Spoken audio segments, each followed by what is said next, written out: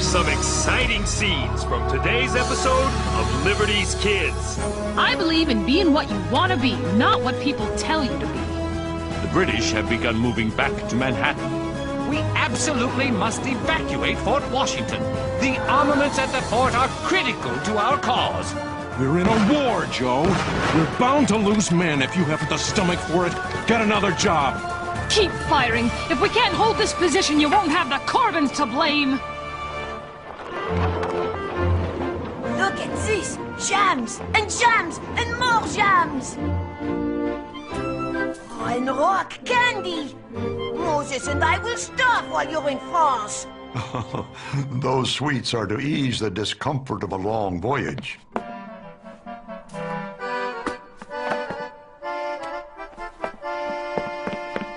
If you try to ship out with our peach jam, you'll have to get past me first. Congress won't be happy if you delay their most important statesman. They would understand if they knew how good this jam tastes. You're probably right. But they have asked Dr. Franklin to try to enlist France in the American cause. Right now, we Americans stand alone in the world. We must acquire allies, or the revolution is doomed. Promise me you'll bring back some French pastries. I'm worried about him. After his last voyage, he swore he'd never cross the Atlantic again.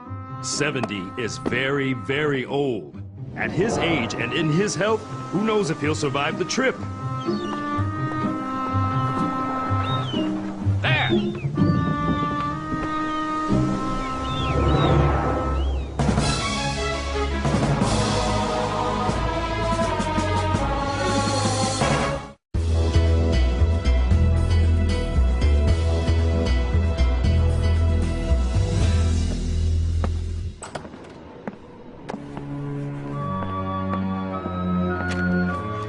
Thank you. Who's it from? Sarah and James, would you like to read it, Henri? I couldn't possibly read through the tears in my eyes. Tears from seeing all this food for the last time. I hope it's good news. If I'm to convince France to help us, we have to show that we can gain a victory against the British on our own.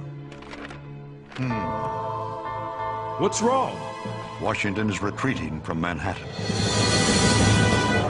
Dear Mother, please forgive the irritable nature of my letter, but I'm tired and thirsty. And the men in these colonies suffer from a decided lack of gallantry. In addition, since I'm not a man, General Washington told me I couldn't stay at the front lines. He sent me to a place called Fort Tryon. Here! It can't be much of a fort, as I'm about to join a group of camp followers, women and children who live here with their soldiers. I'd certainly rather be viewing the action with the General and James than be here watching people wash clothes. Thank you, sir. Nice little stroll, huh? Huh? I'm Margaret Corbin. My friends call me Molly. Who are you? Thank you. I'm Sarah Phillips. It's good. Of course it is. The dirt from the river adds flavor. Oh.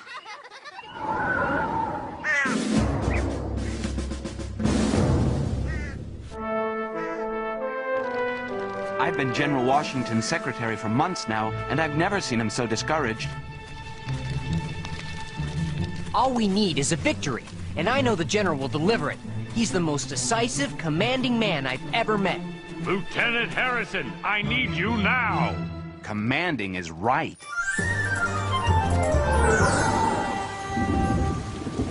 English is not even my language. This year talk funny, and I can't learn to read. Who says this? Other boys. Let me tell you something, Henri. It's a credo I live by. Be what you want to be, not what people tell you you can be. Well, then stop telling me I can be a reader. What I want to be is left alone. You owe it to yourself to hone your reading, writing, and arithmetic. I'm doing just fine without it. Yes, you've done well so far. You've learned a trade and a second language, and I'd like to help you keep learning. Why? For one thing, if you could improve your skills at estimation, we might not be short logs for the fire, and we wouldn't both be freezing our toes off. At least we're not outside. Do you think Sarah and James are all right out in the wilderness?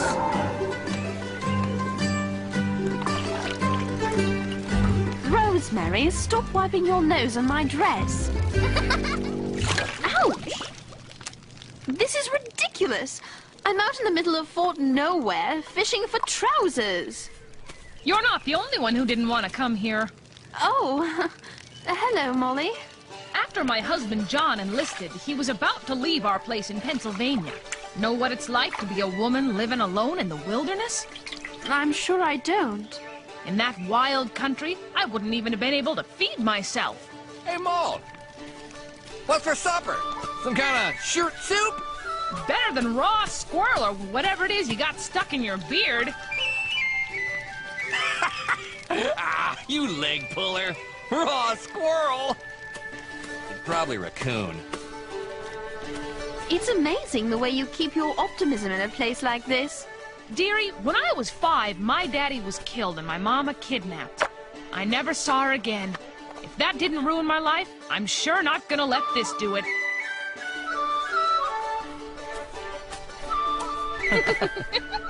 Who's your friend, Ma? Sarah, she's English. Well, we won't hold that against her. This is John. He's a matras. Cleans and loads the cannons. I'm mighty proud of him. One reason I don't mind working so hard. We can't have the man loading the cannon wear dirty drawers, can we? What kind of cannons are they? Pennsylvania 6-pounders, right up there on the brow of that hill. We protect the northern approach to Fort Washington. Those beauties will make things plenty tough on the lobsterbacks. I beg your pardon for the slight, Sarah. Never mind. I quite understand. Ignore him. John just doesn't like red. Sure am lucky he married me. Don't let her fool you, Sarah. I'm lucky she married me. It's not like I had lots of choices. It was either him or Squirrel Beard over there. It's raccoon!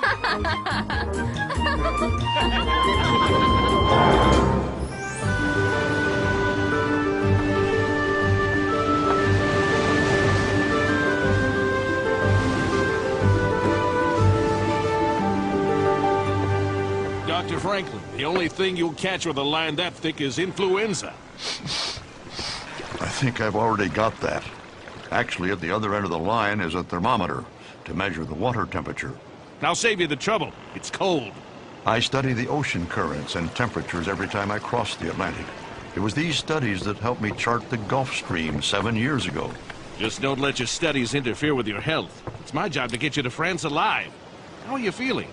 I'm not sleeping well in these rough seas, and the food, particularly the salt beef, is tough on 70-year-old teeth. But the fresh air seems to do me some good. However, I'd prefer to avoid the frequent baths. Gentlemen, I have surprising news. The British have begun moving back to Manhattan. I suspect they're mobilizing to attack Fort Washington. Our last stronghold in Manhattan. It houses some of our finest troops and a large amount of our armaments and ammunition. This fort and its outposts are critically important to the war for both sides. Sarah's at one of those outposts. Yes, your friend who wanted to see action is about to get her wish.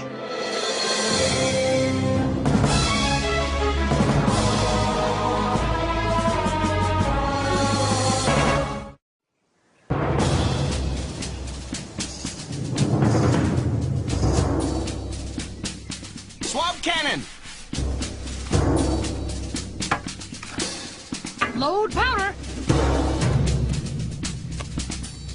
Load ball! Ram her home. Cannon ready to fire!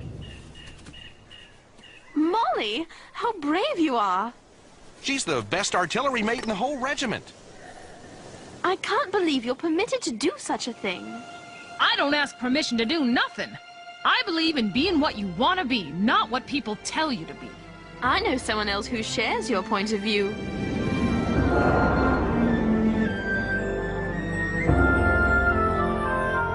ne connais pas les mots. I can't read the recipe. I'm starved to death. Who is there? Henri? Moses, is that you?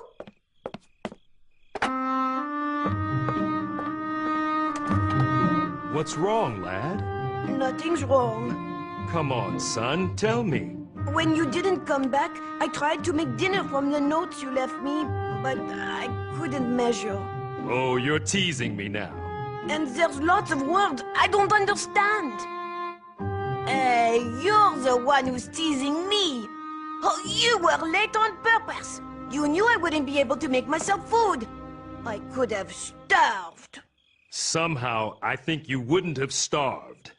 But reading and measuring are important things to know.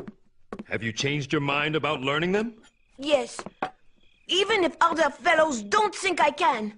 But not right away. Why not? Because I'm too hungry. First, a late supper.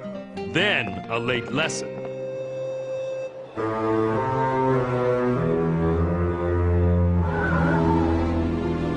We absolutely must evacuate Fort Washington. The armaments at the fort are critical to our cause. America has no munitions factories. We've no way to replace the guns and ammunition if they're captured. General Washington, I strongly disagree with Colonel Reed. I'm confident we can hold the fort. If we can hold it, we should hold it. Sir, General Greene would risk over 2,000 of our finest troops. We've already lost too many to disease and desertion. I don't have the stomach to lose any more. We're in a war, Joe. We're bound to lose men. If you haven't the stomach for it, get another job. I stand by my recommendation to hold the fort. General Greene's right. We must fight. Excuse me. Sirs. Sir, this hesitation to evacuate is nothing short of reckless. Forgive me, but you must make up your mind.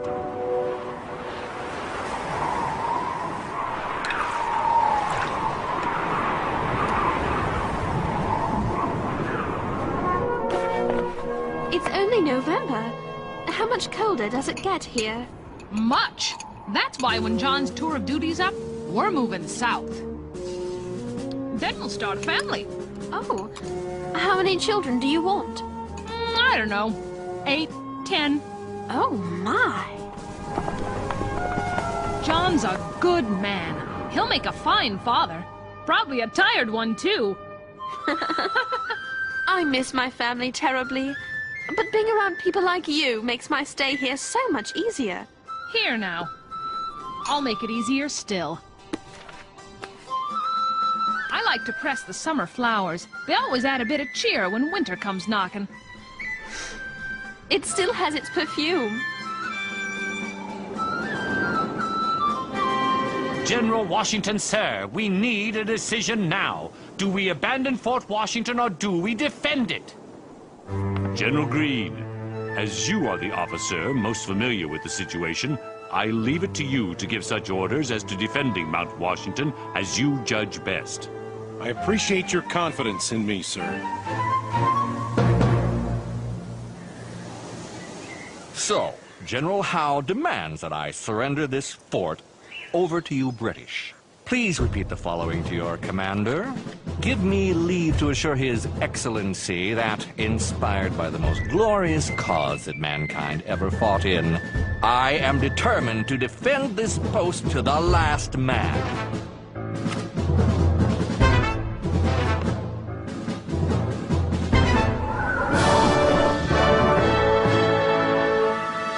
I would expect nothing else from a soldier of Colonel McGaw's reputation. That will be all.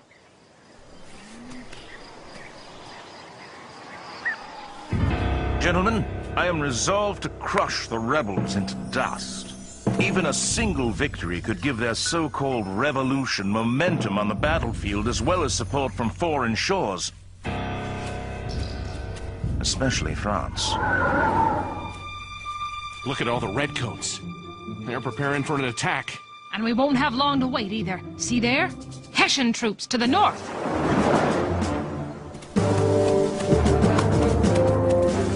Hessian mercenaries! I can't believe the king is paying Germans to come here and kill British colonists.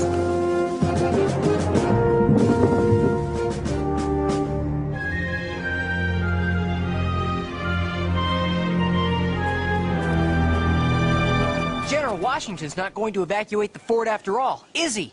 He's worried that it may not be as strong as we think. He wants to inspect it in person. Why does he keep changing his mind? The British have begun their attack! Like it or not, we have lost our opportunity to evacuate the fort. With this 6-pounder, we might be able to hold off the Hessians. But not the King's Navy.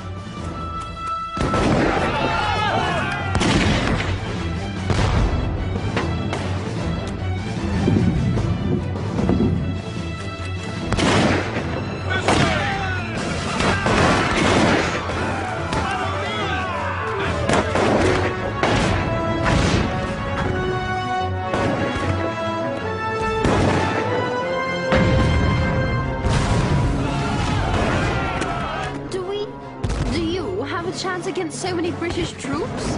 No, we'll have to make a run for Fort Washington. John! John! Oh, John! My love! Molly? Keep firing. If we can't hold this position, you won't have the Corvins to blame.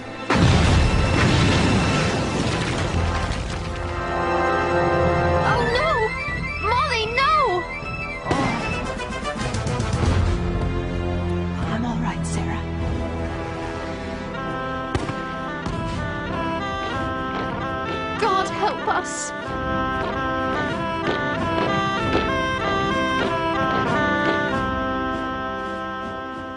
Fort Tryon has fallen. There's nothing we can do for those poor souls. Please let Sarah be all right. General! They're raising the Union Jack over Fort Washington!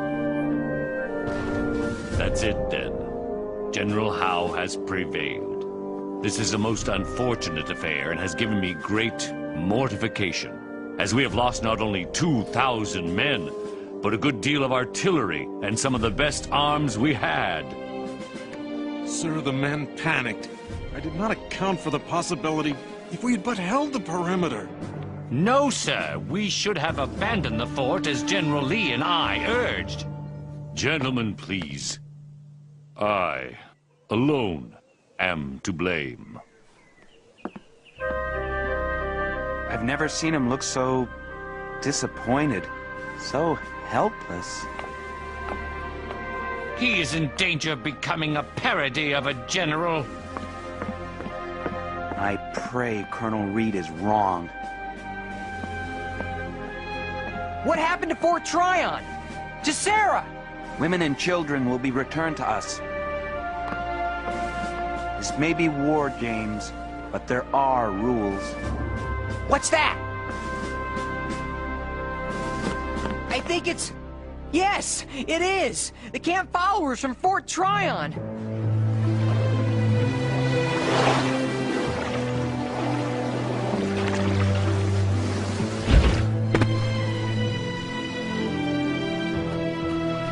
Sarah! Excuse me?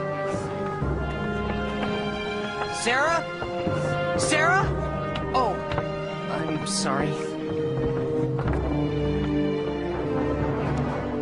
Sarah! Thank goodness you're safe. Yes, I'm safe.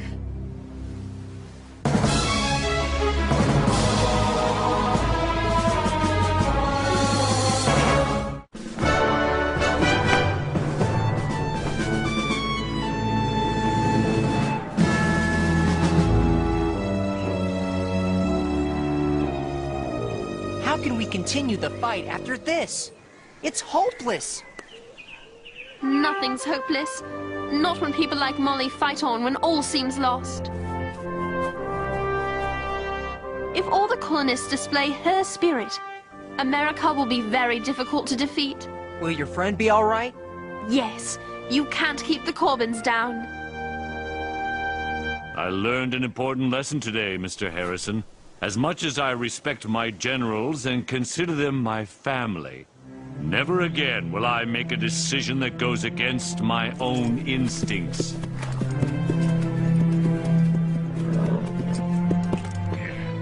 A disaster like this battle must never happen again. We must prevail in our fight for freedom. We will prevail in our fight for freedom. Maybe with the spirit of George Washington. And Captain Molly, and Ben Franklin, and so many others. All isn't lost after all.